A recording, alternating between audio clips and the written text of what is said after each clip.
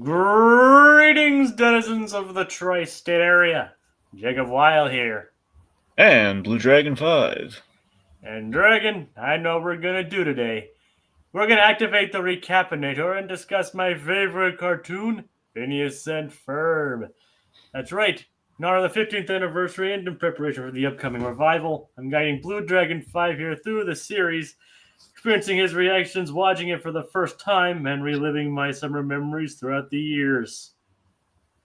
Tonight's episodes are Not My Problem and Mind Share.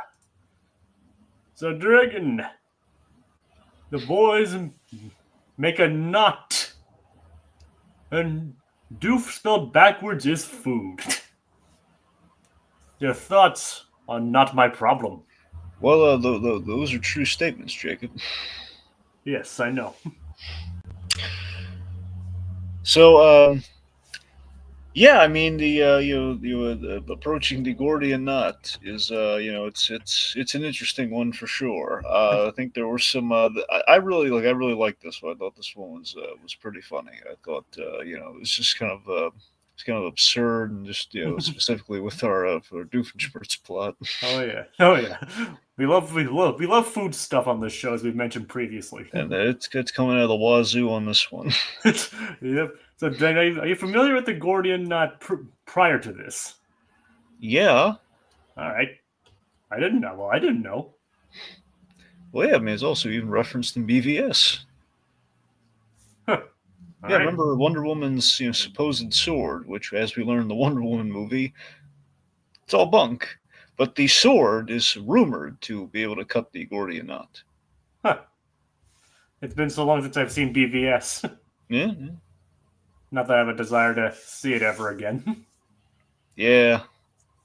I mean, it's fine, but no. I mean, look, BVS has its moments, but I'm absolutely with you. It is. It's not the best representation of either of those characters. No, but it did give us Wonder Woman.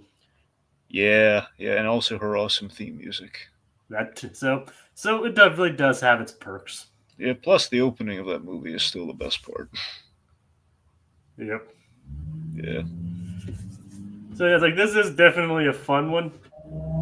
I do like the idea of the Gordian Knot. It like does kind of tickle the historical fascination within my soul, knowing that it actually exists. I mean, I think the Gordian Knot is a bit of an apocryphal story, but even then, Alexander the Great did exist, and it was probably a legend surrounding him. So I'm interested in that kind of stuff. Oh yeah. And of course, as you mentioned before, we're a sucker for food-based episodes. That's true. Some of Dragon's favorite episodes in this show are all food-related. And again, kids, we're not officially sponsored by them, but go check out People vs. Food. Although I think they probably wouldn't be focusing on the food representation in this episode. You'd be surprised. I mean, again, they have food punishments, so some of that doof chow, Unless they decide to recreate the giant knot. I mean, they wouldn't make it actually to scale, but they could make a Gordian Knot licorice ball. They could. They could. All right. They haven't done a Phineas and Ferb episode in forever, so I wouldn't bet on it, but they could though. And I'm sure that a licorice Gordian Knot is not on the top of their priorities. I have mentioned this. There is a Phineas and Ferb episode of People versus Food. Yeah, you have mentioned that. I think you've even sent it to me. I think you've even sent it to me once. Yep. They made the peanut chicken. So peanutty, you won't even taste the chicken. Exactly. I mean, I remember that was the jingle from the episode. Oh, I remember. I know you didn't just make it up. Or did I? No, you're right. No, you didn't. You're right, I didn't. But anyway, so let's jump into it. Yeah. And by jump into it, they literally jump into it. It's like, all right, everyone, we're making a giant knot. Okay, now I would have been really impressed if they actually skipped over the opening credits. Well, not the opening credits, but like the opening is, the opening of the show. I just skipped the intro music entirely. Yeah, exactly. If they just had like the end beat of bam, and then it starts, Yeah, that Like, would have Mom, they didn't open the credit scenes. No, we didn't. Then just been. Yeah, that would have been funny, but unfortunately, I think they have to get their. I'd have to get this out. That I know the kids have to know what they're watching because they can't put it together through context clues. Well, I mean, it's basically even even all shows have theme sequences like that. Well, yeah, but sometimes they'll just they'll jump to the end if it's a jam-packed episode. Yeah, I know. And all kinds of TV, adult shows, animes, all of them have theme songs. It's a Yep. universal. It's a universal thing. Okay. Anyway. And sometimes I don't even skip the anime intros. So. Yeah. So yeah, but they literally jump right into the beginning, and Buford's all confused. I love that. I love Buford just like, wait, what are we talking about here? He requires context. Yes. And so they explain the story of the Gordian Knot. Yes. Well, Buford already knows the story of the Gordian Knot, and he recaps it. It's surprising that Buford, of all people, is aware of the Gordian Knot story. Jacob, we both know Buford's well-read. Yeah, he's a cultured bully. Yeah. Remember, he has all kinds of musical instruments. He knows what Gordian Knot is. Like the last episode, like one of the previous episodes, he had talked about Vegeta about the economy. He's like Binky Barnes, only more cultured. He's a learning bully. Oh yeah. Yeah, do you remember Binky? Huh? I know Binky from Arthur, but I don't know. Yeah. But I don't really know much about him outside of that. That's what I'm saying. Like Binky was he wasn't like a mean bully, but he was just kind of like, he was kind of like in the Herald sphere of bully, like from Hey Arnold. He was just kind of like, he had like the lantern, kind of smile look to him, but he was, I think Binky was delightful, even though he was kind of like the bully, but he was, again, and I love that we have like a trio of bullies who were bullies, but they weren't really bullies, Yeah. You got Binky, you got Buford, and you had Harold. Now, if only there was another. If only Harold had a name that began with B, it would have been a triple B. Oh yeah, you're right. Who's B? I'm sure there's a B bully out there. Yeah, there is. I'm sure. I'm just saying those are like the kind of the three go-tos in terms of the sympathetic bully. Yeah. Like we can't even use Roger because Roger Klotz starts with an R. And if only his name was like Robert or something. Yeah, it's not. If his name was Roger, you could say it's Bob. Yep. Oh well. Yeah, that's how the whole Bob thing works, kids. Yep. Rob somehow gets shortened. Robert somehow gets shortened to Bob. Yep. We learned that from Bob the Butler. Oh yeah. Okay, so so the Gordian Knot, best condensed, is Alexander the Great was traveling. He saw this knot and this untieable, basically the knot of knots, and he ended up just cutting through it. I mean, there's more to it in the actual story than what is like presented here, but it's like whoever cut the knot is destined to rule all of Asia or something along those lines. Yeah, I mean, I love this a lot. The whole the big takeaway is that sometimes the simplest solution is the best. Exactly. Or as Beaver puts it, a simple solution to a complex problem. Well, yeah, that's the better way of putting it, but yes. I mean, and a lot of people live by that rule even to this day. Like, why overcomplicate things? You can have the easy solution. Yep. Okay, so these fail-safe, so basically they're all going to tie like strings to them and basically run around and make a giant, basically an inescapable ball of twine, if you will. Except made out of licorice, as we find out later. Well, yes, as we find out later, and the main contingency is like, okay, if we can't untie it, we'll get Mom to do it because she's really good with knots. Isn't that right, Candace? Like apparently Candace was reminding him never to mention the clothesline incident ever again. Yeah, I mean, Jacob, you remember you're well steeped in the lore of Phineas and Ferb. You remember the clothesline incident. Yeah, it's almost as bad as the time Candace got her face stuck in the sink. Yeah, that's why she has such a long neck. You remember that, right, Dragon? I mean, you literally remember Phineas saying that, right? I remember him saying that, yes. It's like Candace has a great sense of humor. Remember that time she got her face stuck in the sink? Nobody else reacted to what he said. Nope. Like, apparently he found it funny that his sister's face got stuck in his, or head got stuck in Well, his. we know why he found that funny. He's a disturbed individual, Jacob. Yes, he is. Everyone else is like, oh, poor Candace, like, ha ha ha ha ha. Well, maybe he didn't understand the context. Exactly, because he's a sociopath. Or he was just a kid, and he's naive. I guess. It's one of those two extremes. The point being, the plan is to use Mom to untangle if necessary, which is a first of like, hey, bring Mom on. She'll fix this. Who cares if she sees? Yep. but Candace is like, if it gets big and weird, I'll call Mom. Yep. And she doesn't already care that most of the stuff is already there, just until later. Yep. Calling out the formula. Yep. Yeah, so what is that wacky giraffe of a sister doing this episode? It's like, well, Jeremy brings by an old safe that he found. Yeah, tiny little mini safe.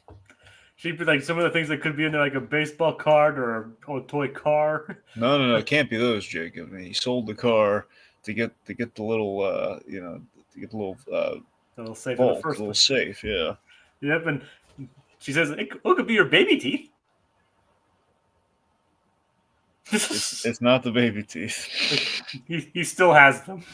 I am so grossed out by the way we showed that, by the way. Oh, God. Yep, that's disturbing. Yeah, you know what? I want to address the creators on that one. All right. Dan, Swampy. Time to answer for some mild body horror. You know, for the more sensitive viewers out there like myself, I think it went a bridge too far on that one. I think I think you need to have a word with the board artist come the new season, because we don't want more of those jokes in Phineas and Ferb. I mean, I'm somewhat traumatized by it. I don't know about Jacob. I can't speak for him, but sometimes hurt only goes skin deep. But or in this case, gumline deep, which again now is going to haunt my nightmares. So thanks for that, Swampy.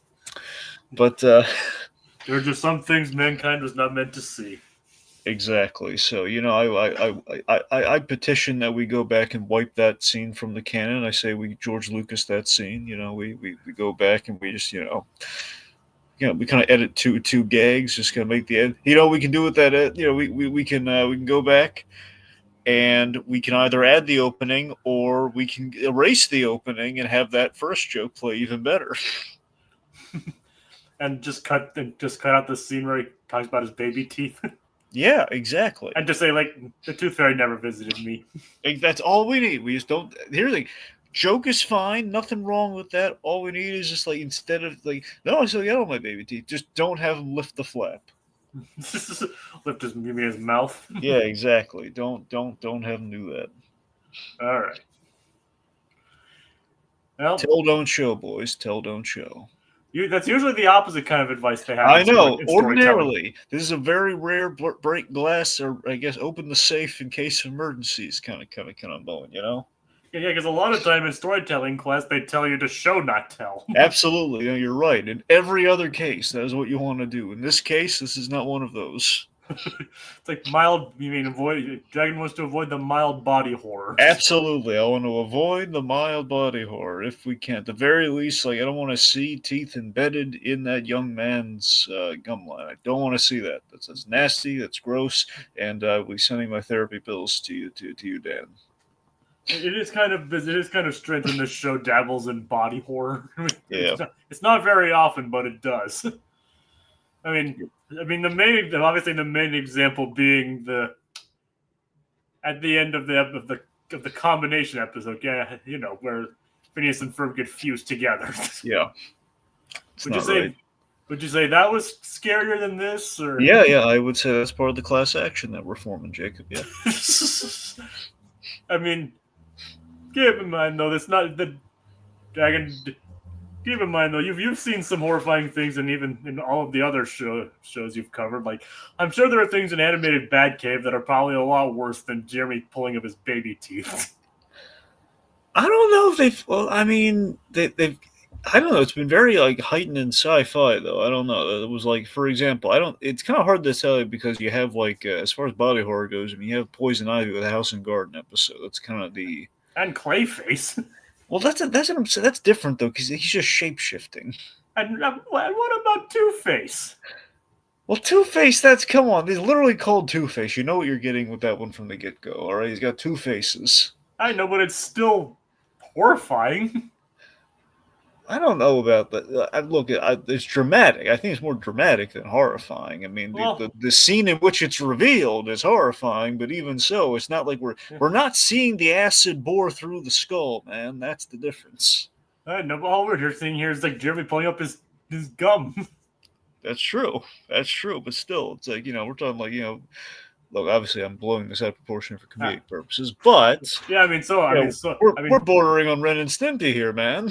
I mean, Ren and Stimpy's not even close. No, you're right. It's not. I mean, literally, I said border. We're on the border. We're on the line.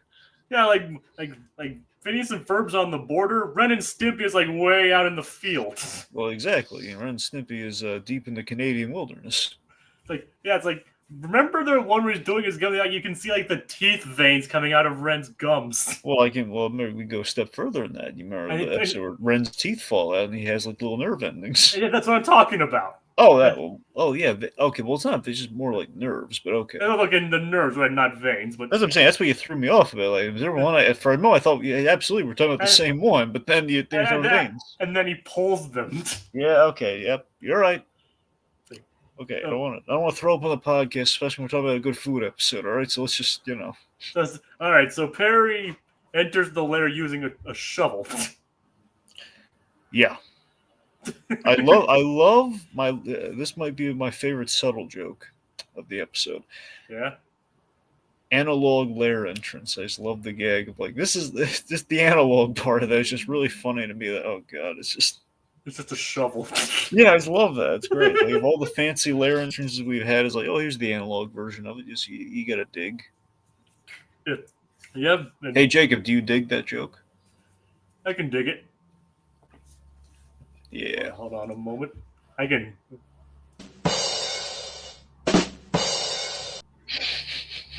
There you go. I accidentally played it twice because it was on loop. Did you only hear it once? Pretty much. Well, I heard the end of the first one and the other one. I heard a little bit of them both. StreamYard puts it on loop by default. Well, there you go. So dang it, StreamYard.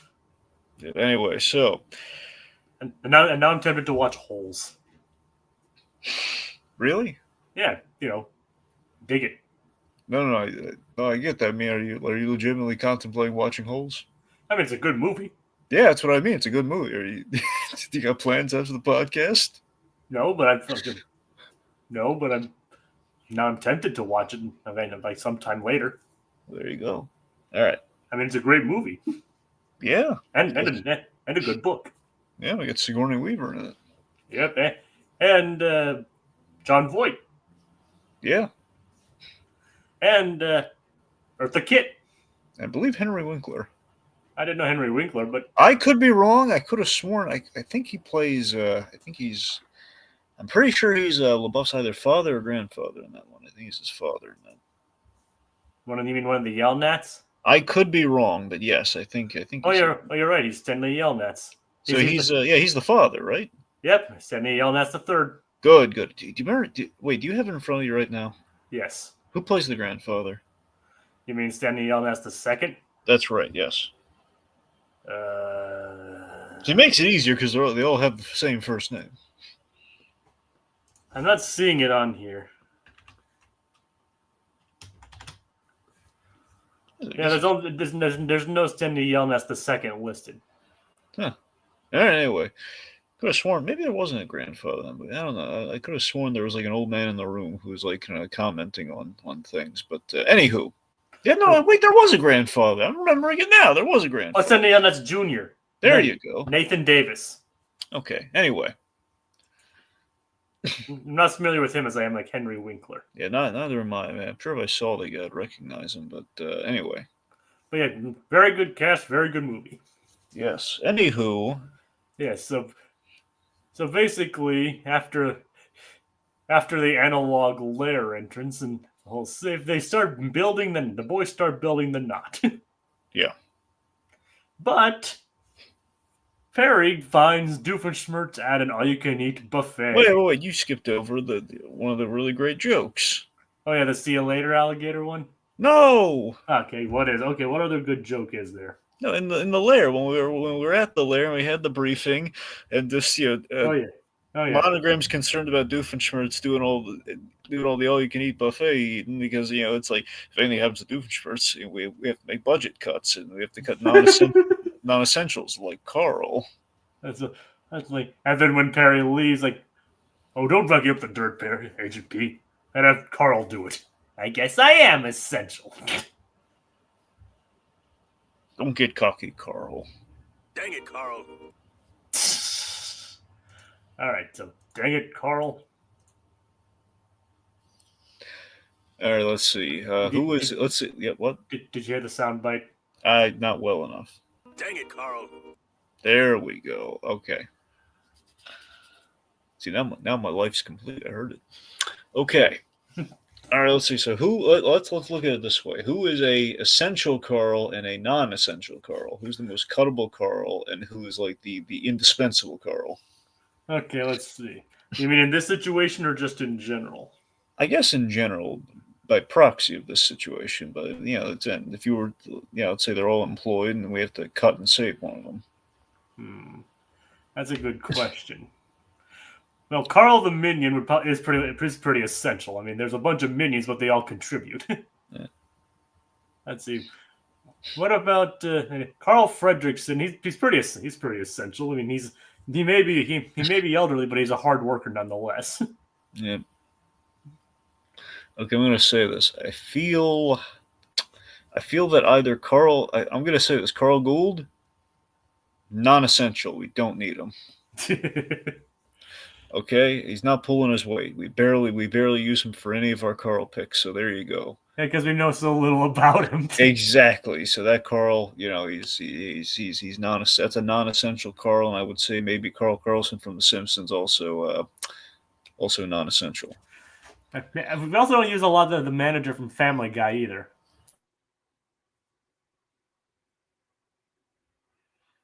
You don't use the store manager a lot either.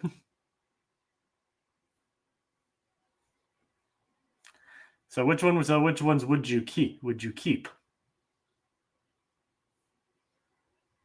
Dragon, you there?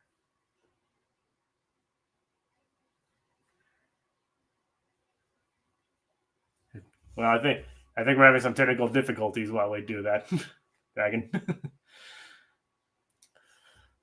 So yeah, I don't think we use Carl the store manager a lot either, so he could be cut. We occasionally use Carl from SpongeBob, and I don't think that he. I think he'd be considered essential.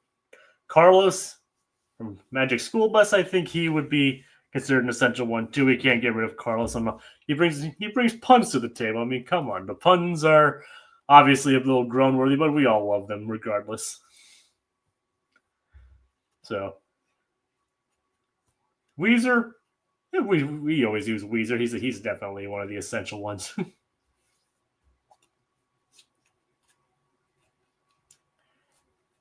kind of running the list here. I don't know where Carl Beaumont would fit into this, or Combat Carl, unfortunately, but I don't know.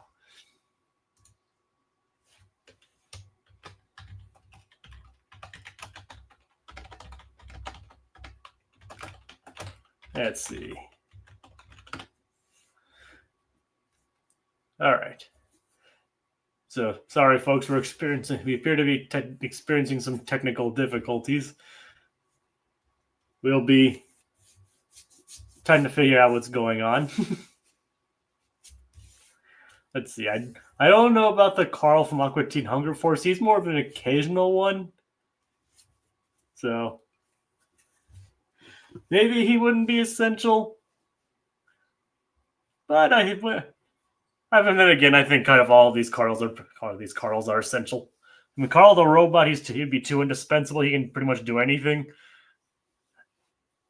Combat Carl, he'd be good for It depends. I guess it really depends on what kind of situation you play these places. People in Combat Carl, he would be good in the combat situations, even though he's just a toy, and of course he's voiced by Carl Weathers. So Carl Weathers. So how could you say anything less?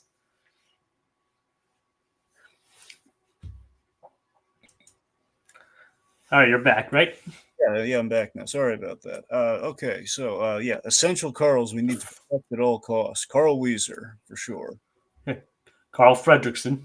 Yep. Honestly, our top three Carls. Honestly, to me, I mean, at the end of the day, we got Carl Weezer, Carl Fredricksen, and Carl from Johnny Bravo.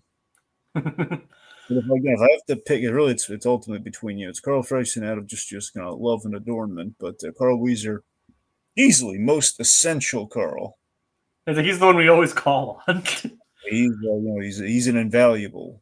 He's an extremely invaluable Carl. And I said because I was also saying we can't get rid of Carlos because he brings humor to the situation. Well, yeah, but still, I'm just saying, like Carlos, he's got to step it up though. And he's got to do more than just puns. Yeah. Anywho, back to the episode. Yes, back to the episode. All right, so let's talk Doofenshmirtz's his buffet plot. Oh yeah. So his plan is basically revolves around the concept of buffets and the fact that they charge you an exorbitant price to eat all the food you can. So I love the high chair trap, by the way. I love that he puts Perry in a high chair and he feeds him a lot of food from the plate and he uses it as the springboard into the evil monologue. It's like basically basically they make their profit by planning on selling you that you'll eat a whole bunch of food, but then after the second plate you're already full. Yep, charging exorbitant prices just for eat as much as you want, but you're never going to eat as much to earn your money back. So Doofenshmirtz, in this respect, he's going to open his own all-you-can-eat buffet, but Druzzelsteinian themed. Oh yeah, and then the food is so terrible. Dragon, look at all that. Did you see all that stuff in there? I did.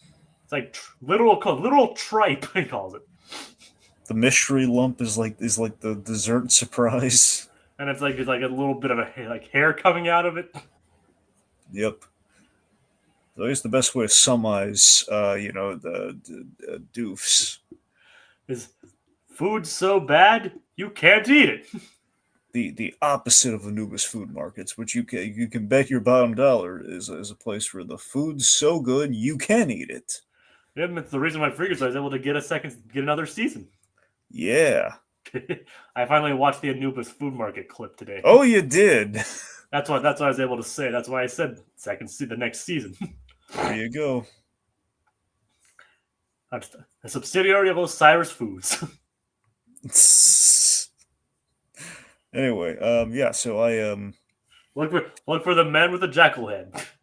So one, I love the location. I love the exterior of Doofenshmirtz all you can eat place, and I love the whole remember it's Doof's food spelled backwards. Doof spelled backwards is food. I love that. So the moment I heard that, I was like, oh my god, Anubis food market. So when the moment you brought that, I was like, absolutely. It's yes. And people around California would recognize it, and around that area would probably recognize it as styled after the In-N-Out burger side. Yeah, people do love In-N-Out burger in California. Yep. Even Paul Williams, the man who brought us the Rainbow Connection from Muppets. Oh yeah. He likes In-N-Out. He does? He does. Huh, I didn't know that. Yeah, there's documented footage of this. Interesting. Yeah. All right. So he also really likes squid, but let's focus on the In-N-Out. I mean, people are allowed to like squid. Well, yeah, I'm just saying though, he loves squid. Huh. All right. Anyway, so yes. So that's his plan. But he realizes that the food he mentioned from Druzzelstein is actually quite terrible. Yeah. So of course we love quality food animation. We do have a lot of that here, but by the same token, we have accurate food animation, which is Druzzelsteinian taste is no good. It's no bueno. It's not good. Yeah, it's I don't even know what he described. I know literal tripe with a mystery lump. It's just ugh. Yeah. Yeah. Oh yeah. So it's And so he plans to open it after they've already paid. His profit margin will be huge. But in order to secure the place, He's got to put all the other places out of business. so he invents the all-you-can-eat-inator. I love the design of this thing so much. It's just a little ray gun. It's in the shape of a hot dog. Yep. Love it. Yeah, but it basically speeds up your metabolism and allows you to eat all kinds of food at once. Which, in a different context, would be very profitable, as this passerby says that Doofenshmirtz, but he's too stupid to realize that. It's like, I have a complicated scheme. I'm not going to take advice from someone in a diner. God. By the way, I love with the food when Doofenshmirtz accidentally gets hit by it, and he's just basically going to do all the eating himself, which saves him the trouble. He even eats the food off another guy's plate.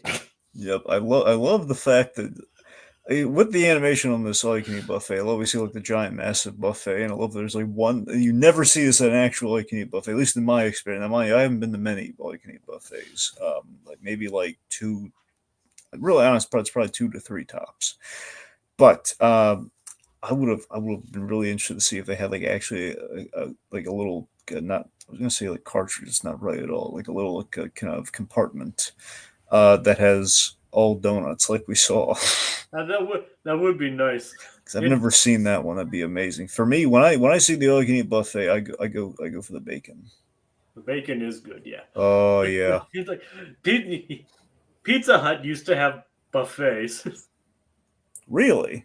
Yeah, remember it was just like basically pizza buffet. Like you pay for it, you walk up and they just have like a bunch of pizzas sitting on like a little like a heat up counter in the middle of the store. Right. You remember that?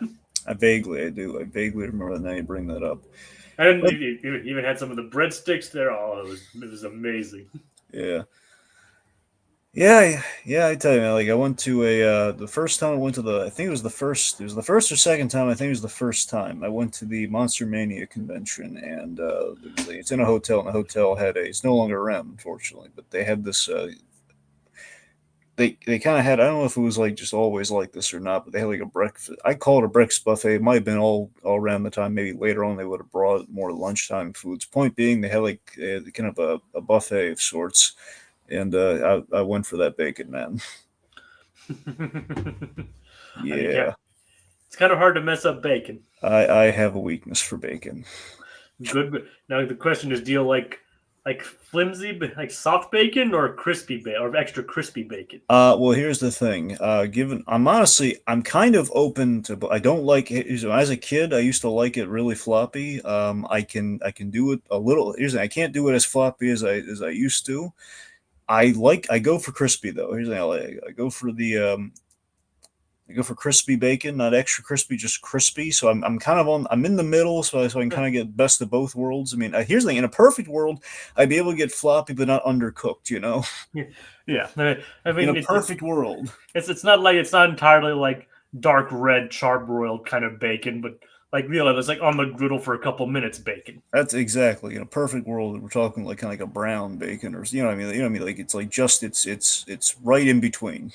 Oh yeah, and do you like? Whenever I have like pancakes or waffles, I like to dip my bacon in the syrup. Well, you know, I don't do that. I would not be against that, but it's just the thing of like I eat when it's. My whole thing is eating while it's hot. So if you're the syrup might get in the way of that. So it's like it's the sweet and salty aspect. No, I get it. It's not my go-to move, but I respect it. You know, it's like I'm not against that move because you know my go-to breakfast of champions is when I go to a diner. I mean, I'm getting the $silver pancakes and 2 orders of bacon. Yeah, there's like a diner near me that has some food. I haven't had their bacon yet, but so you want to get the pancakes too. You gotta go for the classic maple syrup, and then I'm also getting soft butter, and because I like a buttery pancake, and whipped cream. Well, there's a place near me that has a very good chicken and waffles. Yeah. All right, we should probably get back to the episode. We need to focus on more than just food animation. Food. Yeah, well, we're gonna fall down a food rabbit hole, I'm sure. Yes, but Doof, he just like, well, I can actually just do all this myself. Yep, and he's pretty successful. And Perry's just like hopping along in the high chair. Yep. Like the Doof's like running to the different all you can eat diners and basically cleaning them out. Yep, he ends up. So Perry ends up breaking out of the chair, and he gets they get into a bit of a scuffle. But ultimately, what Perry does is Doofenshmirtz swallows the inator. Yep.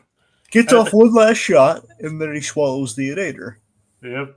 But then, like, yeah, you can't. Whatever. I win this one. And he just punches Doof in the stomach and breaks the inator. Jacob, do you know what time it is? I think I do, Dragon. It's Gordian Reboot time!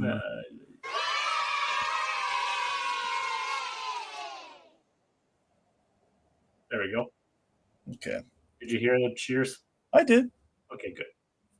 All right, so this is pretty horrific. We mentioned in the line there, just like you have little pieces in there, just like You can actually hear them moving around inside his stomach. that's pretty brutal what Perry did to him there. That's that. This is kind of like my worst nightmare kind of stuff right there. Like, oh God, like internal injuries like that. Like that's not cool, Perry. like little bits of metal and plastic, who knows what inside. Yeah, like the stuff that you can't see. That's the worst. Yep. Perry just consigned Doof to a fate worse than death. Yeah, it's really bad what he did there. And just like Vanessa's like, Dad, how you feeling? I feel so unwell, Vanessa. It's like, I just feel so listless, and I'm afraid to move. that's why you have to get for eating 3 whole buffets worth of food. But it was fine. I was fine until the platypus broke the inator. Well, he always breaks the inator, Daddy. It's the self-destruct. Not this time. I ate it. You ate it? I ate the whole thing. Not on purpose. I can't believe I ate the whole thing. Yep. By the way, that line kind of hit me in the feels. What did? The I can't believe I ate the whole thing. Yep. Yeah, my grandfather, he loved he loved looking at commercials and stuff. So he always he's just going a random runner at times. Like, I can't believe I ate the whole thing. It wasn't really in a particularly funny context, but he would mention, he was get into doing the impression. I can't believe I ate the whole thing. As he would repeat it back to him, and it's that old Alka-Seltzer commercial. Exactly, the old Alka-Seltzer commercial. That's exactly what I was talking about. I know, that's the thing. So he would see that commercial, and I guess I presume on YouTube, and it just is in his mind, and it's like he would just kind of like go on about it. He'd bring it up, and it's again would not really be funny. Usually like after dinner or something. Like, I can't believe I ate the whole thing. It's a silly joke, but it was just kind of funny. It is. Yep. So it did bring back a little bit of memory. Like, oh yeah, the Alka-Seltzer ad. Well, I'm glad I was able to bring back a core memory for you. Yeah. All right, so Candace unsuccessful on the safe front. Meanwhile, giant, inescapable ball of licorice twine. And also, Stacy's here too. Hey! Take a brief moment to appreciate the who. Okay, moment's over. Yep. It was so fleeting. It's been so long. I know, but it's still nice to see her. Yep. As I mentioned, something big does happen to her in a later episode. Not to her, but involving her. Yeah, like what horrible thing was about to happen to her? Well, nothing. Let's say nothing horrible happens to her, right? But something big involving the status quo does. Okay. I'm not sure you. I don't know if you're ready for it, Dragon. She steals Jeremy away from Candace. No. Okay. It's not that big. Not that big, but she gets a new cell phone. No. Okay. You have one more guess. All right. She moves away. No. Okay, that's it. Right, but something else does happen. Okay. She meets her idol Kelly Who in universe. Unfortunately, no. That would have been better. Well, we'll see. Anyway. So yeah, the Candace and Stacy try to reverse engineer what happens, but they can't. And after the catchy song is over, she just decides to go ask the boys for help. Yep. And one Curly Howard reference out of Buford later. Not that one. I'm a victim of the circumstance. All right. So, yeah, I'm a bit of a Stooges fan. If you stand for the Stooges. Yes. You know who else is a big Stooges fan? Who? Sam Raimi. Nice. Oh yeah, he loves the Three Stooges. I've only ever really watched the Curly stuff. Bruce Campbell. I don't know if it's Scott's. I don't know if it's Spiegel or not, but it's like he and there's a third person. I don't know if it's like. I'd like to think Ted Raimi. In my heart of hearts, it's Sam Raimi, Ted Raimi, and Bruce Campbell. They very much view themselves as the Stooges. All the physical comedy in the Evil Dead movies is modeled after the Three Stooges. Except obviously. Well, Except obviously very R-rated. Yeah. Can you imagine? How would which one does Bruce Campbell imagine himself as? Mo, Larry, or Curly? Well, my heart of hearts, he's Mo because he looks like Mo. Like, can you imagine Mo with a chainsaw? That's the thing. I'd like to think Bruce Campbell is Mo, but I think in reality, Sam Raimi's Mo. Yeah, but either way, can you imagine Mo or Curly with the freaking chainsaw arm? Oh, they're right. Oh my god, I cannot. Well, that's the thing. We've seen them like man chainsaws though. Yeah, we have, but never on their arm, never on their hand. That'd be pretty cool. Now, actually thinking about it now, is given how Sam Raimi sounds, I want to say, Bruce Campbell would be Mo, Sam Raimi would be Larry. Larry Fine, as in like Larry Fine. Yeah. I know who Larry is. Yeah. And then the Curly would have to be Ted Raimi. Yeah, but can you imagine Mo imagine Mo with a chainsaw for a hand? Now I can. No, here's the gag: because in Ash vs. Evil Dead, he has interchangeable hands and stuff. So what you'd have a different, you have a chainsaw and a robot hand and a wooden hand. He's like slapping with all sorts of objects that are like wrist mount, kind of like Hoss Delgado. You imbeciles! Because then you have Sam Raimi's like, hey, that's a salt, and then yeah, and here's your pepper, Sam.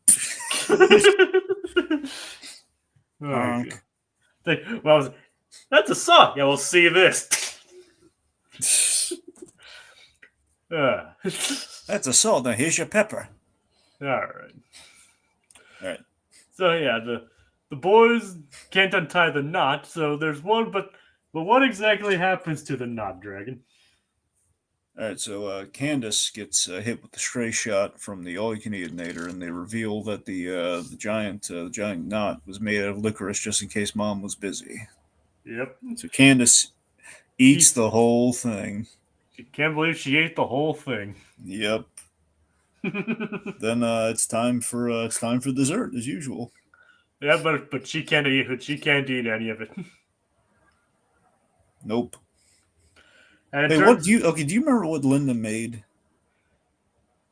Was it pie or was it cake? I think it was cake. I think it was actually pie, but I'm gonna try and I'm gonna look up the transcript and see what it was. Because that's in one of these episodes. I think she makes. Oh, it was chocolate triple layer cake. It was cake this episode. Yep, it was cake.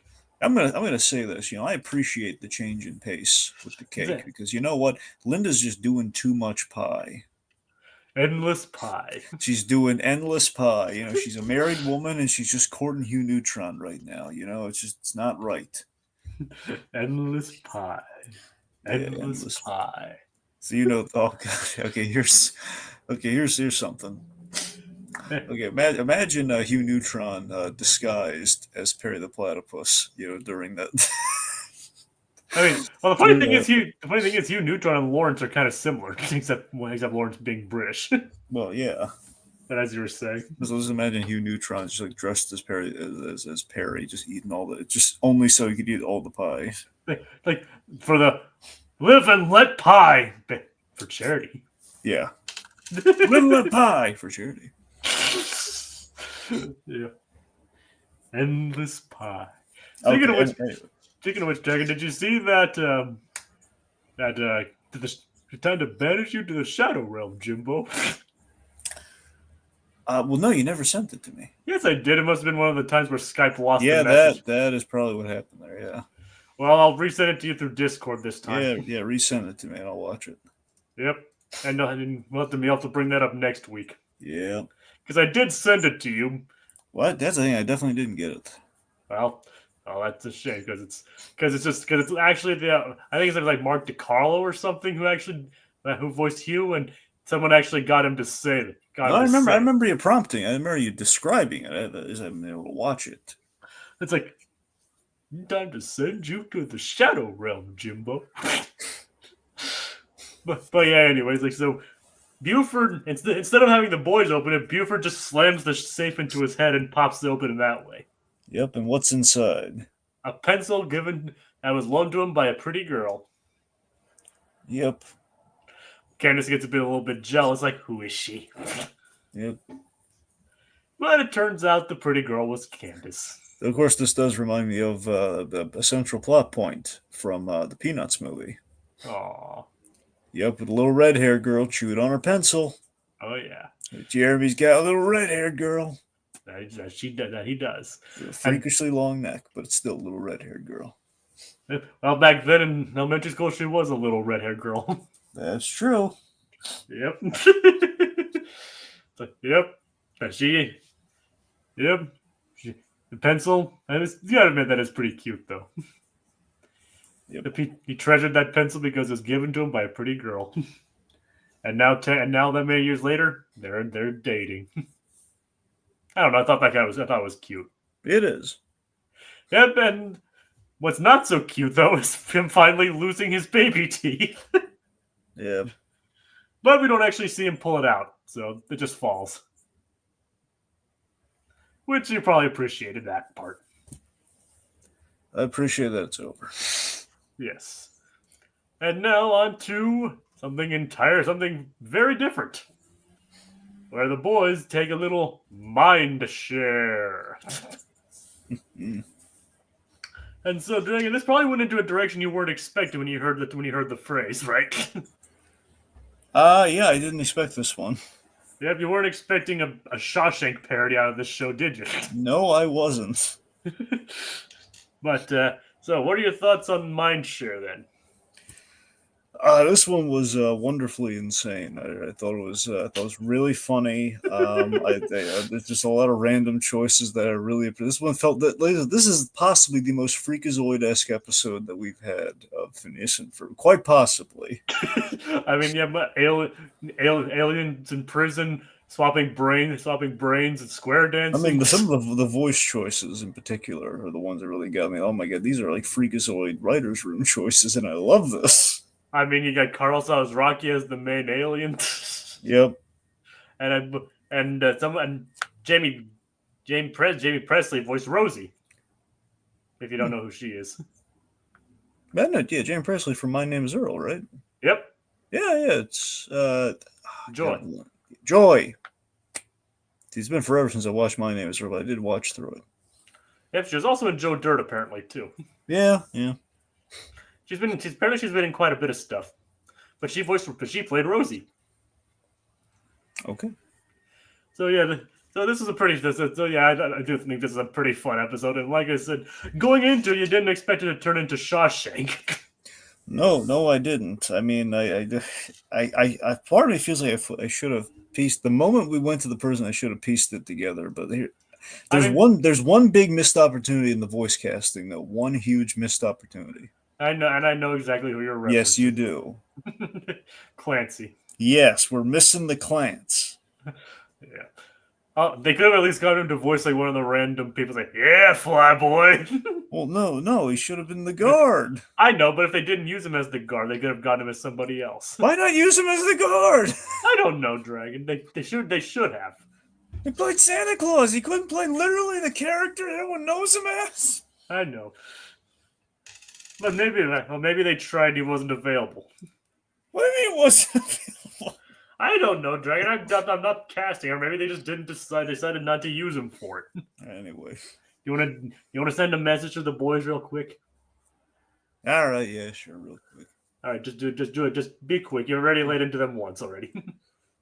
Dan, Swampy, what is wrong with you? Where's Clancy? Where's the Clance of all the roles you could have given the Clancy Brown? All the roles you have given the Clancy Brown. You mean to tell me we have the guard from Shawshank, and it's not even like kind of like Shawshank. We literally are going for Shawshank, and you couldn't put in the extra elbow grease to get Clancy Brown for this one time. All right. Anyway. Yeah. It's not, unfortunately, it doesn't really take away too much from the episode. Well, no, it feels like everything else is so well done. It's like, really? We couldn't get Clancy for that one? And I probably would have cemented it as an all-timer for you in that case then. That's true. You got to take points off for that one. Who knows? Maybe in a foreign dub they did get the Shawshank actor to do it. Nah. I don't know. All right, so we start the episode off with Meep. Meep in a knot. This is like, here's a freakazoid choice for you here. So Meep has these sideburns on. You know, he's doing an impression of, right? Yeah, like Fonzie. No! Who is he doing an impression of? Wolfman Jack. Wolfman. Rock and roll. Yeah, that's what I'm saying. That's a deep cut freakazoid ref. Well, sorry, it's not freakazoid specific. I'm just saying it's like every time Freakazoid always use like impressions the kids would have no idea about, and this is like one of no kids gonna know Wolfman Jack. Well, some people who grew up with him who makes the show would. Exactly. Wolfman Jack. Yeah, Wolfman Jack with Meep with the sideburns. With the sideburns translator apparently is Wolfman Jack. Why? Just for comedy purposes. Yes. And if you noticed, Isabella wasn't too happy to see Meep. Why is that? Well, you remember why. All right, because he rivals her cuteness. Yep, if you noticed, she wasn't too happy to see him.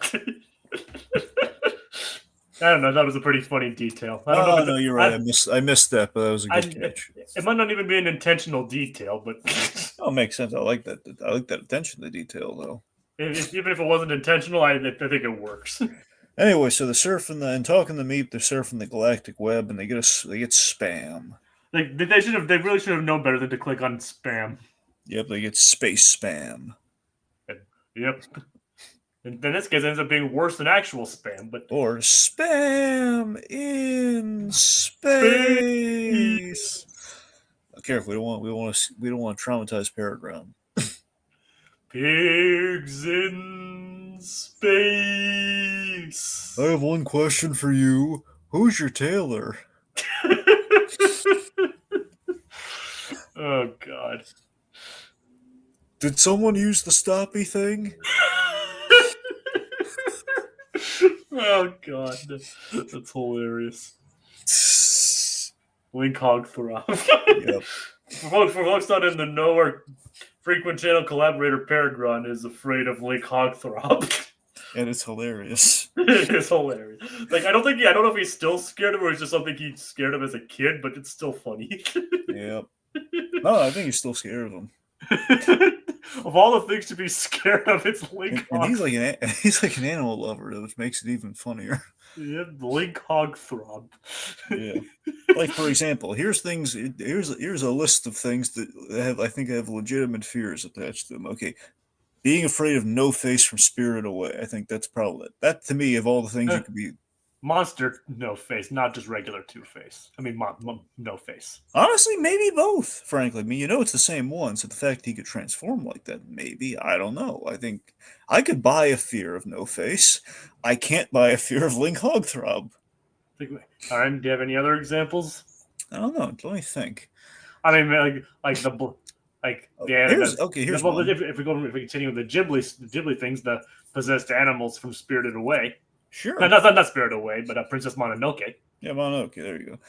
I'll throw this one at you in kind of somewhat inspired by that one, Jacob. Uh, the Invisible Man movie they did recently. There's an actual thing. Okay, there's a real thing that happened. Lee Whannell had no idea about this when he was making the movie, but apparently there are people with a profound fear of. You kind of heard this, I guess, either from screenings or after the movie came out. People have like this fear of like infinite. It's like the way the Invisible Man suit looks. It kind of has like it's all cameras, so basically it looks like a bunch of holes, and apparently it's like almost like a hexagon, like beehive kind of a look. And apparently, there are people with a profound fear of like just kind of that kind of pattern. I think I know what it's called. Trypophobia? Yeah, that's in tryptophobia. It's something like tryptophobia. And yeah, that thing. So apparently, it's a real thing. So I mean, that's a heady fear, but I mean, I just love the idea that someone's watching the Invisible Man and getting terrified for a completely different reason like that. And Lee Whannell also recently did that new Wolfman movie. Yes, he did. Yes, he did. I'm hearing it's not going well for him. I hear it's like more mixed than bad, but well, that's what I'm saying. It's just the fact that I don't know. I had high hopes for it, but you know, you're not really into horror anyway. But oh no, you're right. But so it's the Wolfman, it's an institution. I really love what we did in the Invisible Man. Live this way. I'll probably give it a watch at some point, maybe through my fingers in certain parts, but I will give it a watch. You know, when it comes to streaming, but you can probably do Peacock. I guess, yeah, probably. Because it's a Universal movie. Yeah, that's probably where it's gonna end up. Yeah, unless it's like goes to Netflix first. yeah, that's what I'm saying. It could be. All right, I haven't even seen the Invisible Man, the new Invisible Man yet. You should. It's really good. That's what I keep hearing. Yeah, man, I liked it. I mean, that's why they brought him back to do the Wolf Man. Yeah. They're like, he's done Invisible Man, and now the Wolf Man. Mm-hmm. What man is next? Mole Man?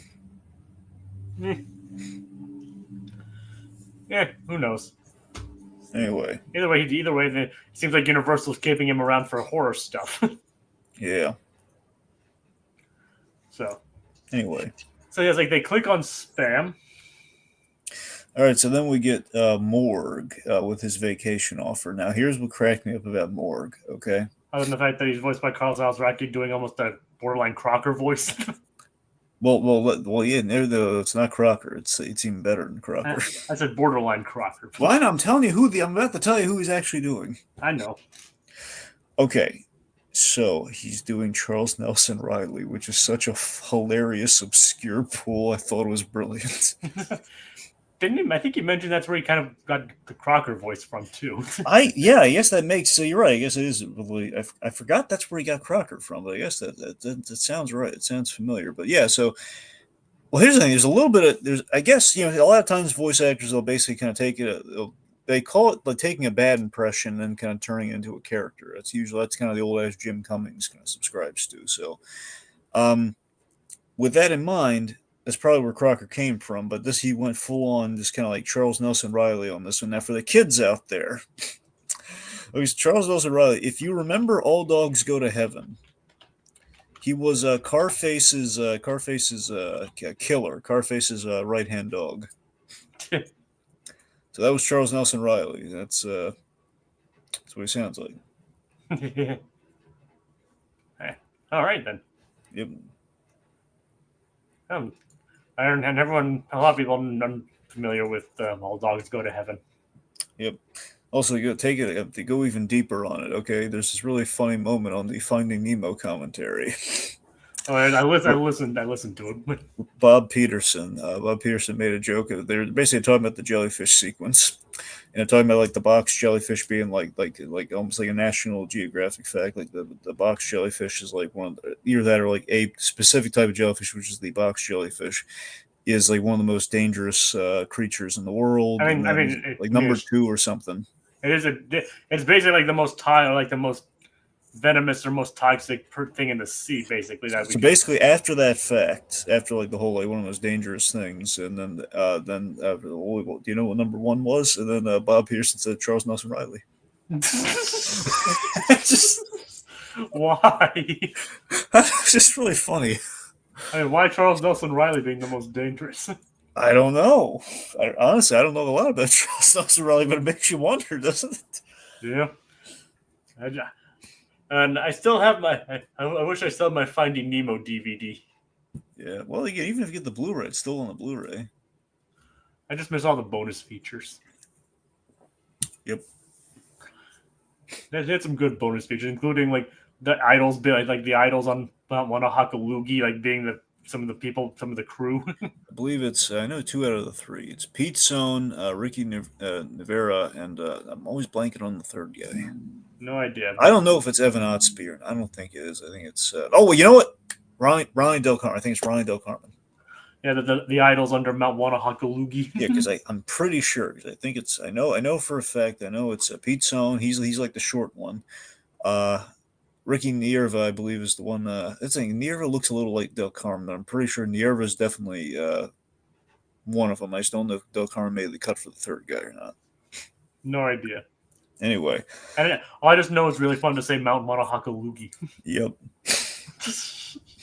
Okay. Anywho, so Morg is giving the sales pitch. Yeah, talking about the mind share vacation. Which brings me to another tangent. Yes. Reminds me a lot of this awesome show I think I've told you about, and I can't recommend to people enough. Everyone's sleeping on this show. I watched it a few years back. It's over now, so they have the full thing on Netflix. Travelers, the show Travelers, which I love. It's like 3 seasons. Essentially, it's basically it's kind of like how it worked in Days of Future Past, where essentially you time travel into a body instead of time traveling like in person. So the idea is like in this dystopian future, they're sending the highly trained agents back in time to basically override people's minds. It's like this. It's almost like a seizure thing that happens, where essentially they get sent back in time to the moment somebody. So again, that doesn't mess with the flow of time. To the moment somebody was in the history of time was supposed to die, so that way they don't interrupt anything. So it's kind of like Assassin's Creed in a way. I mean, maybe were they slated to die in Assassin's Creed, or well, Assassin's Creed, they're the way Assassin's Creed was like the characters like sent back like to relive their ancestors' memories, and like you control them that way. Well, sure, but this is like more random. The gag here is that it's random. It's random people. So basically, you're kind of stuck in a. For example, like the travelers. That's what we call them. Like the main traveler team are like it's a group of very disparate people, and they're all in kind of like these bodies that they kind of create complications for them. Like for example, interestingly, there's the historian of the group. He's put into the body of a drug addict, which causes he has to deal with like a guy. His physical body is like in withdrawal all the time because he's trying not to take the drugs, so he's got to manage that. The medic of the team. She's a mentally challenged young woman, but clearly she is no longer mentally challenged, and she has the most wonderful character in the show as her supporting character, David. David is like this wonderful social worker that helps her out, and he's fantastic. So he's basically like, oh my gosh, it's a miracle overnight. My charge is like now she's doing stuff I never in a million years would have imagined she'd be able to do overnight. So he's kind of dealing with that. And stuff like the world's the oldest travelers in the youngest body of the group. That's nice. That's what I'm saying. It's an amazing show. It's great, and it's kind of the whole like in terms of traveling, like just going into the mind of somebody. Anyway, point being, Travelers, folks, watch it. It's great. It's 3 seasons worth a watch. It's like they convince the kids that they can transfer their minds to a different body and go on an exotic alien vacation, which would be a pretty neat idea, right? In theory, yes, in theory, only to find out that after they switched, they're in prison. Yes. So there's a cautionary tale to the lesson here, kids. Is that don't click on random spam things, or you might get your mind switched with an alien that's in prison. Yep, you might end up in prison, kids. That's the moral. Yep. Don't click on spam or you'll go to jail. That's like one of the most ultimate slippery slope fallacies you could come up with. There you go. Meanwhile, Doofenshmirtz, he takes up square dancing. Yep. Dragon, you want to do the jingle? We haven't done it in a while. Okay. Well, we don't go there this episode though. I know, but actually we do. We do? Yeah, we remember he traps him, and that's where he asks Perry to be his wingman. Oh yeah, you're right. You're right. Okay, so Doofenshmirtz Evil Incorporated. We haven't done it in a while, so it felt good. Alright, so he tells Perry that he's met a lady friend online, and he may have embellished, not a lot, just embellished that he is into square dancing. Yep. That he's an expert square dancer. But he justifies like everybody lies on the internet. True, and we just saw that in the other plot line, so yeah. Yep, so got some connection there. Yep. Anyway, so he's built these boots that'll do the talking for him. Well, the dancing for him. Well, yeah. Like basically, they're equipped with mics, and follow the square dancer's instructions, so you can do whatever it says without any problem. Yep, and his date seems nice. Rosie seems really nice. Yep, and Perry agrees to be his wingman. Yeah. And he doesn't even try to stop him. Nope. If you notice, like he's not doing anything evil. It's a little dishonest, but it's not evil. Yeah, I mean, he even helps Doof by suggesting him to go out to eat. Yeah. Mind you, Doofenshmirtz is terrible at charades, but still. Yeah, he picks it up anyway. Well, when Rosie suggests it. But yeah. But Perry turns out to be a pretty good wingman. Okay, so Dagan, would you trust Perry the Platypus as your wingman? Absolutely, without question. Exactly. Remember the last time you brought a platypus on a date? Yeah. Remember? Like way back in season 1? Well, yeah, it was kind of going well for him. I mean, she was still on the focus, but you know. Yeah, she was entirely focused on Perry. I mean, still, it was like going well though. Yep, because she didn't pay attention to Doof at all. Yep. Yeah. Anyway, the kids. So yeah, the kids end up in prison, and we end up with some pretty interesting prison-based humor here. Okay, so I love all this. I brought up Ren and Stimpy earlier. Yeah. Okay, so the way we animate Phineas in Morg's body. With the eyes and all that. With the eyes and the way the voice sounds and everything, it feels so much like how we would animate Ren and Stimpy, specifically Stimpy. But you know, it just feels. I love that. It's also just nightmare. It's more Phineas nightmare fuel here as alien Phineas. Just the ways, like the eerie smile and just the way the Ren and Stimpy style animation on him. It's just god. It's like, how can we make Phineas more unsettling? This is how. The funny thing is, you remember where the first episode of Ren and Stimpy took place? In a jail. Oh, you're right. Well, sorry, I'm thinking of the other. Yeah, you're right. In jail because it was the Pound episode. Yes. So kind of apt. Yep. No, see, I was thinking about the Space Madness episode, which I don't think it was in the first episode, but yeah. I mean, it was a good episode, but it wasn't the first one. No, you're right. Yeah, but you're right. The first time we do meet Ren and Stimpy was in the Pound. Which, by the way, reminds me of I think Tarkovsky's new movie. That's wait, is it? Yeah, It's called. You mean Fixed? I'm trying to remember if it was Tarkovsky or McCracken. I think it's Tarkovsky's new movie. Fixed. Yeah, Fixed. Yeah. Yeah, it's Fixed, and it's Tarkovsky because McCracken's working on the new Foster's show. Right. Yeah, but yeah, unfortunately, if I understand it right, Fixed might have some distribution problems right now, thanks to, you guessed it, Warner Brothers. Yep. Warner Brothers wasn't producing it anyway; they were just distributing it. But I don't know. I don't blame them. What do you mean? Well, sorry, I don't blame people just lumping Warner Brothers in with that one. Yeah. But no, we had Aquatad's here. Hey. Sorry, I'm late. Got tied with other things, for lack of a better term. Oh, that's fine. We're still in the beginning of Mindshare, so we should be we still have plenty to go through. Well, he's kind of jumping into it, and so then all the kids have now become space aliens. Pretty much, yeah. So it's like, and Buford is like, and he's like, I'm the only fly in a prison full of frogs and lizards. I don't think anyone's noticed. Yeah, you mind, fly boy? Okay, so a couple things to unpack there. Yeah. For starters, I think it's so funny that we swapped it traditionally. The fact that Baljeet's in like the biggest character. Yeah, and Buford's the smallest. I think that's so funny. It is. And then just the adult again, the Ren and Stimpy esque kind of like adult nature of that joke. Just oh god. Like, you have reference to prison activities. I like how you phrase that, but yes. I mean, how else do you want me to describe it, Dragon? Well, no. Well, there are other ways to describe it. But let's just focus on activities. How do you want me to describe it here? A prisoner licking another prisoner.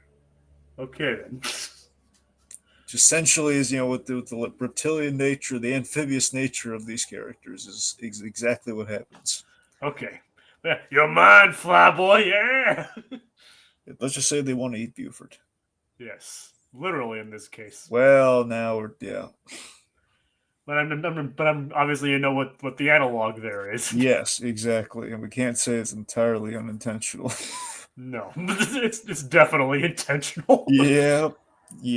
Dan and Swampy knew that the writers of this episode knew what they were doing. Mm-hmm. Michael B. Singleton and Michael Diedrich, by the way. Okay. Those are the two that wrote this episode. All right, so they need the story by Martin Olson. Okay, so the guard finds the device, confiscates it. They got to build another one from scratch. So they need to get things. And Jacob, who do you go to get things from in prison?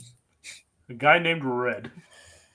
Yes, who is basically a red frog guy. Here's my favorite detail with the frog guy. Yeah. I love that he has the Morgan Freeman freckles built into the design. Yep, and you know who voices him, right? Yes, John Viner. Yep, who, as I mentioned, he would be in this episode. Yes, and as I feel, it was like it could have had a V8 moment. Like, the moment we get to the prison, of course, John Viner's going to use his Morgan Freeman impression because he is known for doing a great Morgan Freeman. And of course, he does. Yes. I mentioned that I did mention that Norm wasn't going to be in this episode, but John Viner was. Yeah, it didn't disappoint. Yeah, John Viner doing a hilarious runner is Red, and the whole thing of crawled through 500 yards. That's as long as has 5 football fields. Yep, that's all the units of measurement on this guy. Yep. It's like, and I was like, I'm not the guy who gets things. I'm the guy who knows how to get things. That's what I'm saying. This parody of Shawshank just cracked me up so much, and again, it just felt so freakazoid in terms of the kids today aren't going to know anything about this, or at least even the age demographic, they shouldn't know what Shawshank is. This is going to be so much funnier. Yep. So yeah, but the adults watching it, they know. Yeah. Even the poster gag. Yep. But even the fact that what's funny is that they crawl through it and they got the part, but they realize the massive flaw with the plan. They can't let prisoners go free, so they got to go all the way back into it. Crawl 500 yards back in. It's like that's actually kind of refreshing.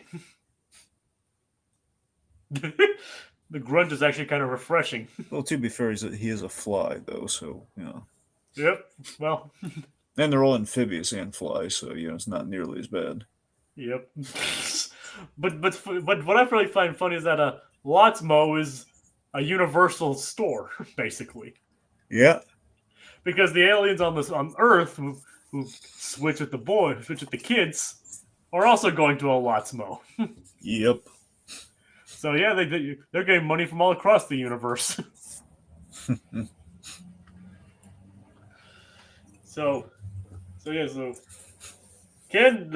you think of Candace is basically immediately buying what Phineas said? Oh, she's been to space. Yeah, so she's like, wait, really? You buy it? It's been a long summer, kid. Yep. So, what exactly happens next? Okay, we gotta talk about one of the funniest jokes, which I gotta be honest, I was contemplating for the thumbnail, but I figured it was just too much of a 1%er. Yeah. Okay, so there's this great joke when I think they're walking up to Candace, and we have the Charles again. Already it's so funny having this very kind of almost kind of John K-esque take on Phineas with Morg, but on the flip side, we have Phineas kind of spliced with an alien, which is like Morg inside Phineas's body, and we doing the Charles like Phineas with the Charles Nelson Riley voice. That's enough. And it's like Baljeet's alien he makes like the little basically the alien horn in his sound. makes like a bike horn noise. Yeah, like the bike horn noise, like the clown horn sound. That's enough. And then he does it again. He looks right back at him. That's the shot, Jacob. That's the shot right there. It's like the double take. Like, hey. Don't make me do it. Don't make me tell you again. God. and then he squeaks, so it's more like looks back at him. There's a lot of funny jokes in this, but that might be my favorite. I don't know. I mean, I did laugh pretty hard at that one too. Oh God. Anyway, so then Phineas and Quotes and company, they're robbing the Lotsmart. The Lotsmo. The Lotsmo. They're robbing the Lotsmo. Obviously, parody of Costco. Yep. But speaking of film, I was like, you didn't want to pass up the the Doof's place. I know, honestly, because of Anubis food markets, I couldn't. I know. Anyway, so let's see. So, James, do you know what time it is? I think I do, Dragon. It's Gritty reboot time. But we already did it. So we already did that, so we don't have to do it again. Okay, so I think the deleted scene of this episode, or the epilogue of this episode, probably should have been Phineas and pals facing legal ramifications for basically like robbing a store, and then also essentially, I guess by the legal definition, kidnapping a person, at least bound and gagging a person. Paul the delivery guy. Paul the delivery guy, even. Do you remember? Do you recognize that? So that was Paul. Yeah, but according to, I think they might not know if it's Paul, but they reused his model. Well, the thing, I guess I didn't know. Here's the thing, I wasn't, because we didn't hear him talk. I didn't realize it was Paul. But yeah, you're right. I guess they could have just reused his model. Like poor. That makes it even worse. They abducted. I guess Paul didn't press charges, but still, I mean, that's the thing. For all I know. Well, remember if it is Paul, then he knows who they are. Well, still, I mean, it was probably caught on camera. Though, they stole from Lotsmo. Well, they just stole from the truck. That doesn't make it better. I know, but I'm just saying, like maybe he was able to convince them. They could have beaten him within an inch of his life before they tied him up, Jacob. I think he knew they weren't in their right minds. So still, like Dragon, I can't come up with any more excuses.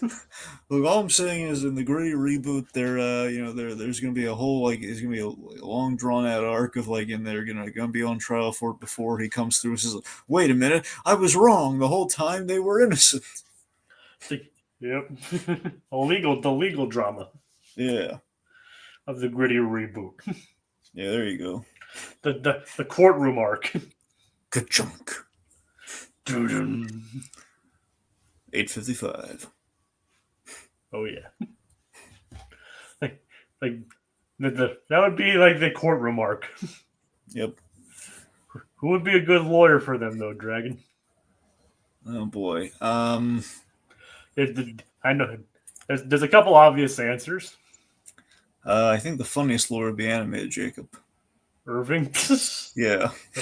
I can think of a good lawyer for them. Norm. Well, not Norm. Perry Mason. Ah. Yeah, but he can't talk though. Why not? Well, no, he can't talk. Why can't Perry Mason No, talk? no. Are you saying actually Perry Mason? You're saying Perry the Platypus is Perry Mason? I just saying Perry Mason because he has the same name. Okay, so it's literally Perry Mason. Okay, gotcha. Like, hey, where's Perry Mason when we need him? Dun, dun, dun. Dun. Seriously, Perry Mason had the coolest theme song. Dun, dun. Now Peter Gunn did. Oh, well, wait a minute. Yeah, wait a minute. No, that was Perry Mason. I said Peter Gunn had the coolest theme song. Oh well, yeah, okay, fine. Okay. Yes. That was really cool though. Yes, it was. Henry Mancini, everybody. Ding, Ding. Ding. ding, Ding, ding. ding. Ding, ding, ding, ding, ding. If anyone like Aquatel just joined us just now, there's gonna be, what am I watching? I think we lost Aquatet already. Yeah, I know. Yeah, he was so young too. But yeah, so Sorry, sorry. I know Aquatel. It was so sudden. I'm sorry to lose you. I mean, it's. but yeah, like Aqua. I'm sure Perry Mason had a cool theme song, but Peter Guns is the coolest. Yeah. You can't go wrong with Henry Mancini. Yeah, there's a dueling theme song contest for you right there. Perry Mason versus Peter Gunn. Yes. Working on the thing is they're on this technically on the same side of the law, right? Yep. Yeah. Like obviously Peter Gunn being the hard-boiled detective Mm-hmm. or hard-boiled cop. Yep, and then Perry Mason being the lawyer. Yep. Okay. Anyway. Yeah. It's the point being, Candace. She goes down to the square dance, and she basically uses the.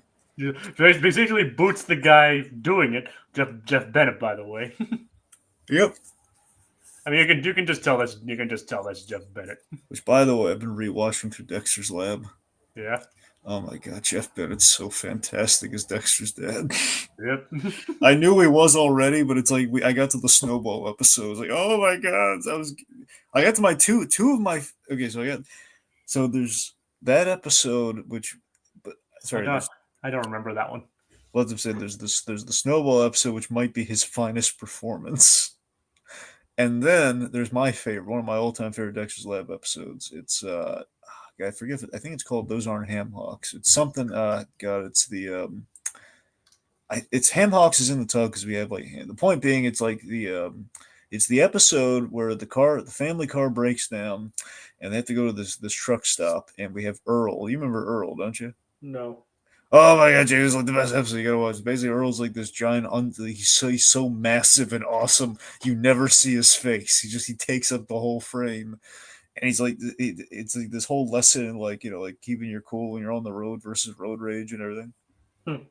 So the idea is like Dexter's dad is like the most docile, like oblivious cool guy, and he's just he's just like he's completely oblivious to like the danger that he's put his family in.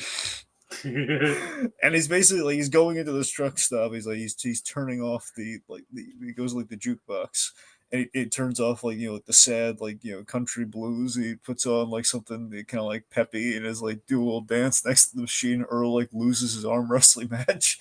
And he's like never lost before because he was distracted because the music got changed. And he's like he challenges Dexter's dad to an arm wrestling match, and he's like this huge hulking like mass. Oh god! I don't want to. Jacob, you gotta look into this episode. It's like one of the best ones. Like it's awesome. There's a problem with that though, Dragon.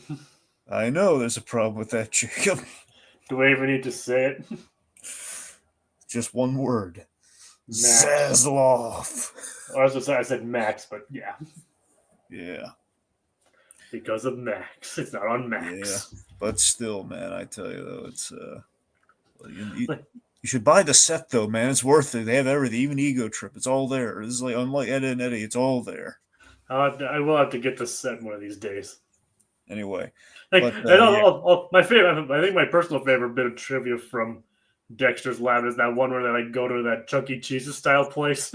I know. I saw that one too on the way. It's like I'm in the early years of Dexter's Lab. So I'm on season 2 right now. But it's the one after like the performance and the audience literally flies. Yep. Oh, like the joke. I mean, it was really written as like audience takes off, as in they leave, but the animators misinterpreted as them flying. God. But instead of fixing it, they thought it was so hilarious they added the sound effect in and everything. Okay, so with the snowball episode, my point is like Dexter's dad he's usually such a fun, goofy character, very much like a prototype for Hugh Neutron. Yep. On the flip side, Jeff and is always like hilarious playing him, but we just have this great, like the one dramatic episode with Dexter's dad, and it's like he basically has this it's basically there's snowfall and there's like Dee Dee keeps nailing Dexter with snowballs, and then he tells his dad about it, And then his father gets all serious and stoic, and he basically tells him how he grew up being a snowball throwing prodigy, and how he basically was a pro until college. And one person, he was never tagged by a snowball from childhood to college. And then he got, because he went to college. Anyway, so he got to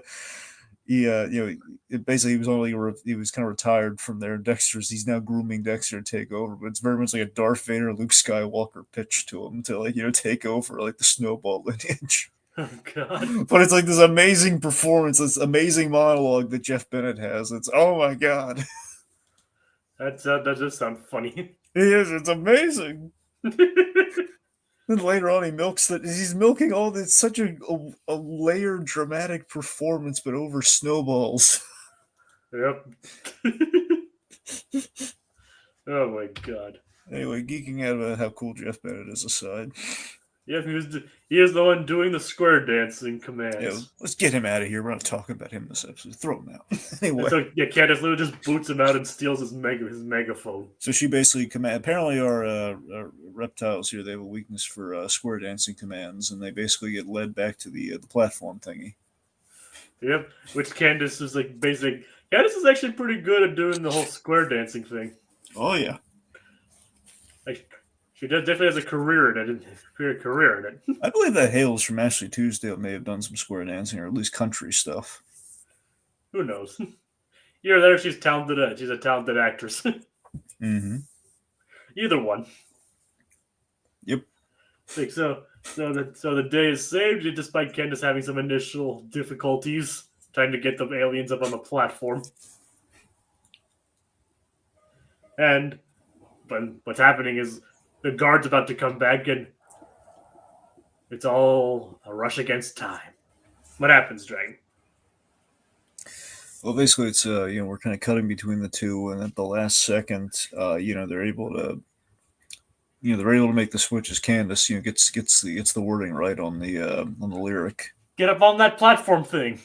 Get up on that platform thing, and then they swap back just in the nick of time. Before we tried to mention this earlier, but they rigged it to explode. Yes, thankfully, I was expecting a bigger, dangerous explosion. It was like just popped. It's gone. Yep. So it's not always like. By the way, they did this. They did all this for drama. Yeah, you have no. Are we waiting an hour for drama? Apparently, Morg has a sense of likes to keep things dramatic. Well, he's Charles Nelson Riley. Of course, he's got a sense for the dramatic. Well, is that why he's dangerous? That's absolutely why he's dangerous. One of the most dangerous things on this planet. At least one of the formerly most dangerous things on this planet.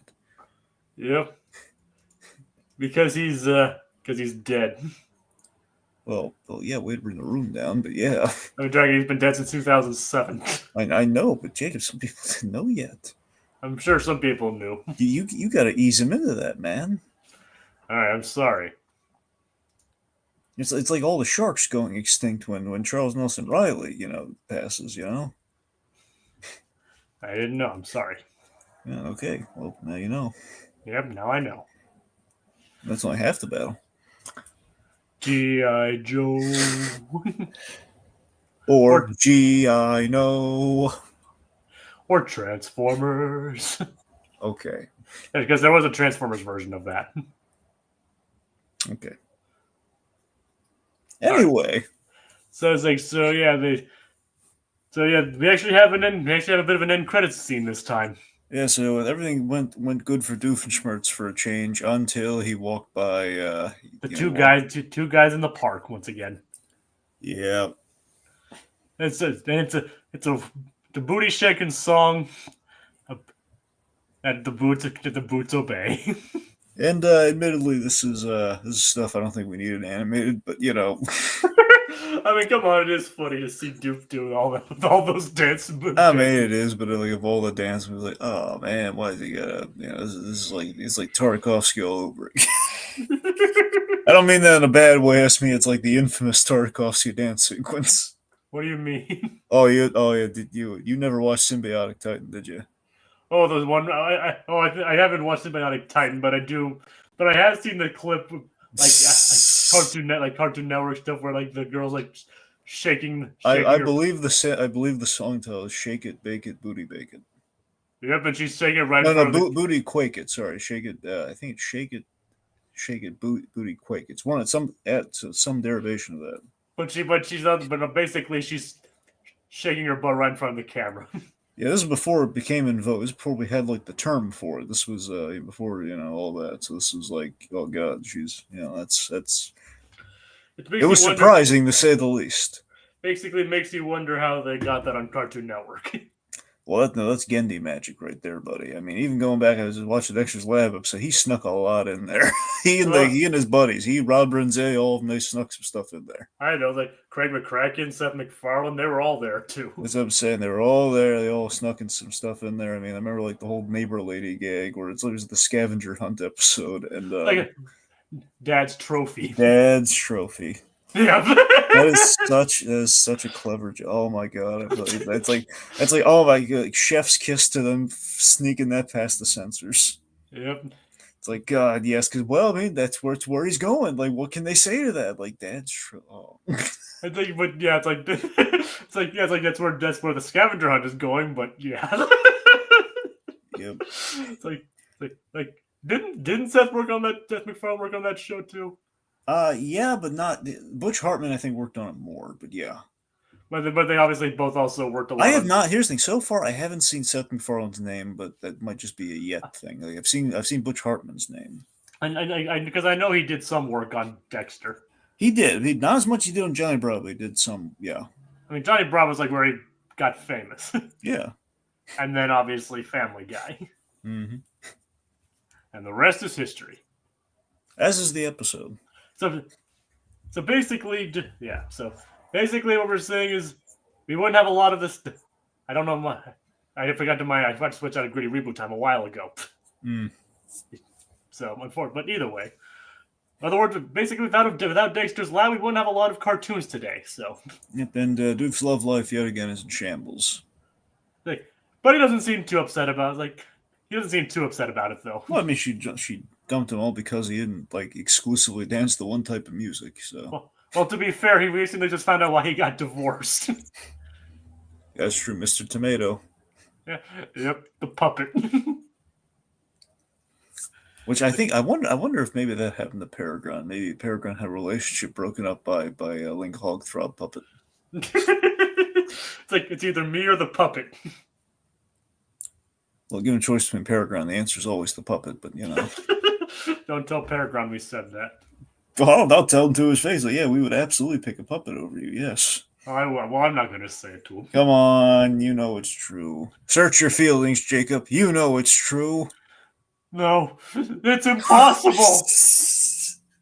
You gotta say it like Link Hogthrob, though. No, it's impossible. Also, who's your tailor? No. I'm not telling you. No. No. There's no coffee. No. That's not true. That's impossible. No. But both it's a mild inconvenience. They would just go like, no. And of course, he'd react more negatively to the coffee than finding out that Doofenshmirtz was his father. Oh, yeah. And yes, I did specifically say Doofenshmirtz. Yep, that's his name. It's like, who could it possibly be under that mask, though, Dragon? The world will never know. Who really is Doofenshmirtz? I know exactly who he was, Jacob. Who? Charles Nelson Riley. Of course, it all makes sense. Well, yeah, I mean, he's the most dangerous creature on the formerly most dangerous creature before 2007. Apparently, yes. Yeah. Yeah, I see it in his nose. I can see it in his nose. Yeah. All right. Well, thank you, Agua Tad, for your brief appearance. And thank you all for watching this week, and be sure to join us next week for a 2-part episode where Baljeet splits up and Doof outsources. Good night, everybody. Beware Charles Nelson Riley.